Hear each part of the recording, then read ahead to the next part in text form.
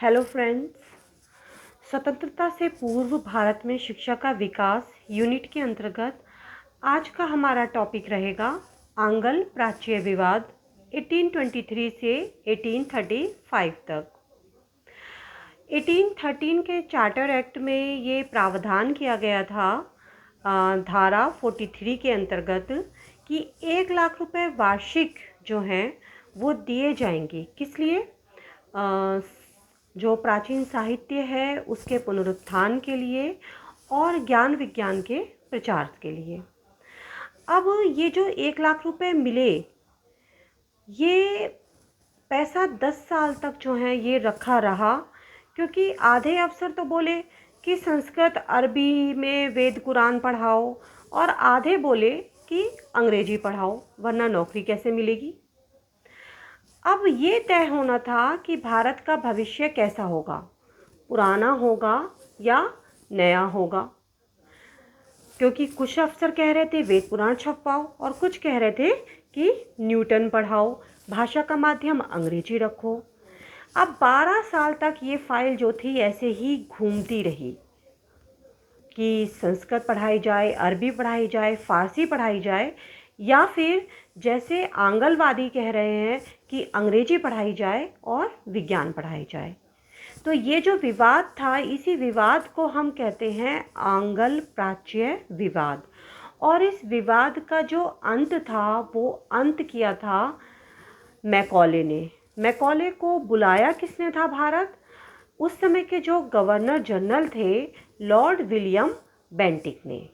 और इस विवाद का अंत जो किया वो किया मैकॉले ने। अब हम इसको विस्तार से समझते हैं थोड़ा सा। इस विवाद के अंदर जो प्राच्यवादी थे, प्राच्यवादी जो भारतीय ज्ञान के समर्थक थे, जो संस्कृत अरबी फारसी भाषाओं के समर्थक थे, वो थे H.H. विल्सन और H.T. प्रिंसेप। H.H. विल्सन और H.T. प्रिंसेप, इन दोनों का ही तर्क था कि भारतीय ज्ञान जो है वो 2000 साल पुराना है और ये ज्ञान जनता की भाषा में ही होना चाहिए। जबकि आंगलवादी जो थे, आंगलवादी यानी जो अंग्रेजी भाषा के समर्थक थे और जो कहते थे कि विज्ञान पढ़ाया जाए, वो थे मैकॉले और ट्रेवेलियन। दोनों नाम आप याद रखेंगे, मैकॉले और ट्रेवेलियन, ये दोनों आंगलवादी थे।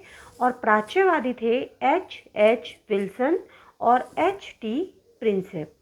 तो मैकॉले और ट्रेवेलियन जो आंगलवादी थे, इनका तर्क था कि पश्चिमी विज्ञान से ही नौकरी मिलती है, पश्चिमी विज्ञान से ही तरक्की होती है, इसलिए माध्यम जो होना चाहिए वो अंग्रेजी होना चाहिए और विज्ञान की शिक्षा पर जोर दिया जाए।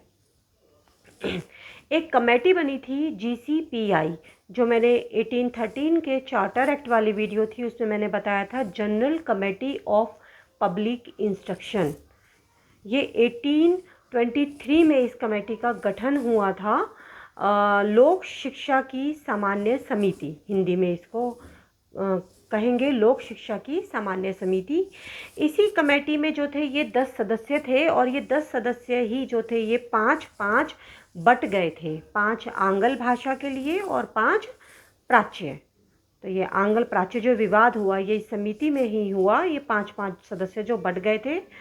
और इस समय जो गवर्नर जनरल थे लॉर्ड विलियम बेंटिक, इन्होंने क्या किया कि इन्होंने मैकॉले को भारत बुलाया और मैकॉले भारत आए 1834 में। इस कमेटी का गठन हुआ था 1823 में और मैकॉले आए 1834 में। इन्होंने मैकॉले को बुलाया और इन्होंने मैकॉले को बुलाकर लॉर्ड विलियम बेंटिक ने इस कमेटी का, general committee of public instruction GCPI का अध्यक्ष बना दिया। अब इसका परिणाम क्या हुआ कि 1835 में जब उनको अध्यक्ष बनाया गया, तो उसके बाद जो है 1835 में 7 मार्च को लॉर्ड विलियम बेंटिक ने जो आंगलवादी थे 5 सदस्य, उनका पक्ष लिया। मैकॉले भी आंगलवादी थे और मैकॉले को जो है बेंटिक ने ही बुलाया था, तो इन्होंने मैकॉले का ही पक्ष लिया आंगलवादियों का और अंग्रेजी माध्यम जो था वो जीत गया, यानी जो आंगलवादी थे इनकी जीत हो गई।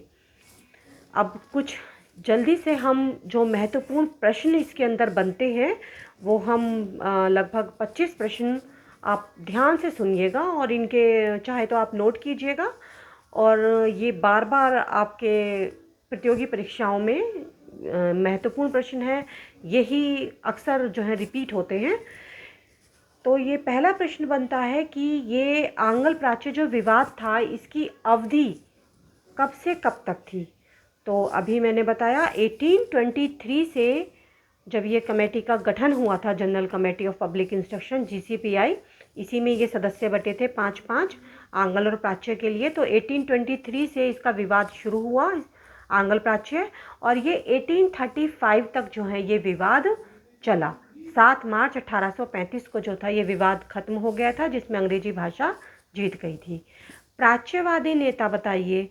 तो पहले नेता हैं H.H. विल्सन, और दूसरे नेता जो हैं वो प्राच्यवादी जिन्होंने संस्कृत अरबी फारसी का समर्थन किया और भारतीय ज्ञान विज्ञान का समर्थन किया, भारतीय ज्ञान का, वो थे H.T. प्रिंसेप। आंगलवादी नेता दो, पहले मैकॉले और दूसरे चार्ल्स ट्रेवेलियन।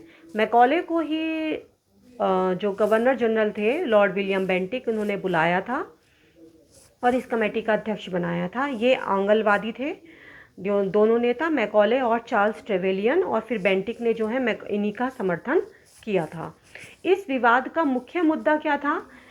मुख्य मुद्दा यही था, एक तो शिक्षा का माध्यम, भाषा कौन सी होनी चाहिए, अंग्रेजी होनी चाहिए या फिर संस्कृत अरबी और फारसी होनी चाहिए, और दूसरा मुद्दा था पाठ्यक्रम का, वेद पुराण भारतीय ज्ञान या फिर विज्ञान पढ़ाया जाए, न्यूटन पढ़ाया जाए। प्राच्यवादी जो थे वो किस भाषा के पक्ष में थे? प्राच्यवादी संस्कृत अरबी और फारसी भाषा के पक्ष में थे। आंगलवादी किस भाषा के पक्ष में थे? आंगलवादी अंग्रेजी भाषा के पक्ष में थे। GCPI general committee of public instruction, इनके इस कमेटी के सचिव कौन थे? इस कमेटी के सचिव थे H.T. Prinsep. H.T. Prinsep. Lord William Bentinck जो गवर्नर जनरल थे, और गवर्नर जनरल ये किस ईयर में बने थे? 1828 में। इन गवर्नर जनरल बेंटिक ने किसको बुलाया था? इन्होंने बुलाया था मैकॉले को। और मैकॉले इंडिया कब आए थे? मैकॉले आए थे 1834 में। मैकॉले का पद क्या था? इनका पद था, ये विधि सदस्य थे। और इस विवाद का अंत कैसे हुआ? मैकॉले ने जो है मिनट्स लिखे अपने 1835 में, और वो जो भी मिनट्स इन्होंने लिखे थे 1835 में, वो आंगल भाषा के समर्थन में वो मिनट्स जो थे वो उनके स्वीकृत हो गए, और बेंटिक ने पक्ष लिया आंगलवादियों का, इनके मिनट्स स्वीकृत हो गए, और इस विवाद का अंत 7 मार्च 1835 को इस विवाद का अंत हो गया। प्राच्यवादियों का क्या तर्क था? प्राच्यवादियों का तर्क था कि भारतीय ज्ञान ही समृद्ध है, और आंगलवादियों का तर्क था कि पश्चिमी ज्ञान श्रेष्ठ है। अब ये जो 1 लाख रुपए जो 1813 के चार्टर एक्ट में जो प्रावधान था, धारा 43 में, ये 1 लाख रुपए खर्च किस पर होना था?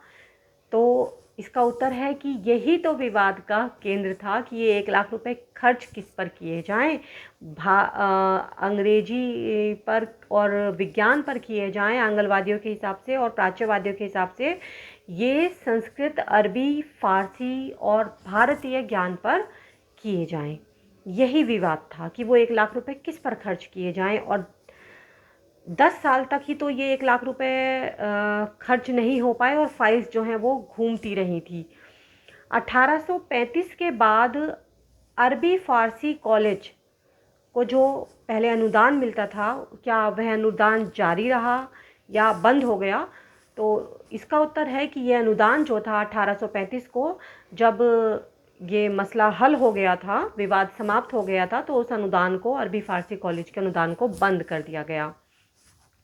अलेक्जेंडर डफ जो थे वो किसके समर्थक थे? अलेक्जेंडर डफ आंगनवादियों के समर्थक थे। और विवाद के समय गवर्नर जनरल कौन थे? ये कई बार बार मैं रिपीट कर चुकी हूँ, लॉर्ड विलियम बेंटिक जो थे वो गवर्नर जनरल थे। प्राच्यवादियों ने कौन सा कॉलेज चलाया था? प्राच्यवादियों ने कलकत्ता संस्कृत कॉलेज चलाया था। कलकत्ता संस्कृत कॉलेज ये 1824 में बना था। कलकत्ता संस्कृत कॉलेज सन भी आप नोट कर लीजिए। और आंगनवादियों ने कौन सा स्कूल खोला था? आंगनवादियों ने जो है इन्होंने भी कॉलेज खोला था, हिंदू कॉलेज कलकत्ता में। कलकत्ता का हिंदू कॉलेज ये आंगनवादियों के द्वारा खोला गया था। और इस विवाद का समाधान किस दस्तावेज से मिलता है? बताया गया है भी आपको, मैकॉले मिनट्स जो हैं जब ये प्रस्तुत किए गए तो इनको स्वीकृत कर लिया गया और 1835 में इस विवाद का समाधान हो गया। विवाद के बाद सरकारी नौकरी हेतु क्या अनिवार्य कर दिया गया था? तो जब आंगनवादियों की जीत हुई थी, आंगनवादियों इन्हीं के पक्ष में रखा गया था, तो निश्चित रूप से अंग्रेजी भाषा को जो था सरकारी नौकरी के लिए अनिवार्य कर दिया गया था। और इस विवाद का शैक्षिक परिणाम क्या रहा? यही कि अंग्रेजी माध्यम की और विज्ञान की जो थी वो जीत हो गई। तो इस आंग्ल प्राच्य विवाद का केंद्र बिंदु क्या था इसका? कि शिक्षा का माध्यम। इसका केंद्र बिंदु था कि शिक्षा का माध्यम क्या होना चाहिए, कि क्या मतलब 1 लाख रुपए संस्कृत पर खर्च हों या अंग्रेजी पर खर्च हों। संस्कृत भाषा के प्रचार प्रसार के लिए, पुनरुत्थान के लिए भारतीय साहित्य को इस पर खर्च हों या फिर अंग्रेजी भाषा के ऊपर, यही झगड़ा था। जीसीपीआई के सचिव कौन थे? ये मैं कुछ रिपीट कर रही हूँ जो मोस्ट इम्पॉर्टेंट क्वेश्चंस हैं। तो जीसीपीआई के सचिव जो थे वो एच.टी. प्रिंसेप थे। और ये विवाद कब तक चला विवाद? ये 12 साल ये विवाद चला, 12 साल। और ख़त्म किसने किया? मैकॉले ने। 1835 के बाद अनुदान किसका बंद हुआ? संस्कृत अरबी कॉलेज का। तो ये आज का टॉपिक जो है हमारा पूरा हो गया है। ये आई होप आपको अच्छे से समझ में आया होगा कि 12 साल जो ये आंग्ल प्राच्य विवाद चला, कमेटी जीसीपीआई कमेटी बनने के साथ 1823 में कमेटी बनी और 1835 में मैकॉले के मिनट्स के साथ इस विवाद का अंत हुआ। तो 1823 से 1835 तक ये पूरा विवाद मैंने आपको समझा दिया बहुत शॉर्ट नोट्स में, और लगभग सारे इम्पॉर्टेंट क्वेश्चंस जो हैं मैंने कवर किए हैं। आई होप आपके लिए सब बहुत हेल्पफुल होंगे। और आगे भी अगर आप इसी तरह से कम समय में इम्पॉर्टेंट क्वेश्चंस चाहते हैं तो मेरे चैनल को सब्सक्राइब कीजिए, वीडियो को लाइक कीजिए और शेयर कीजिए। Thank you.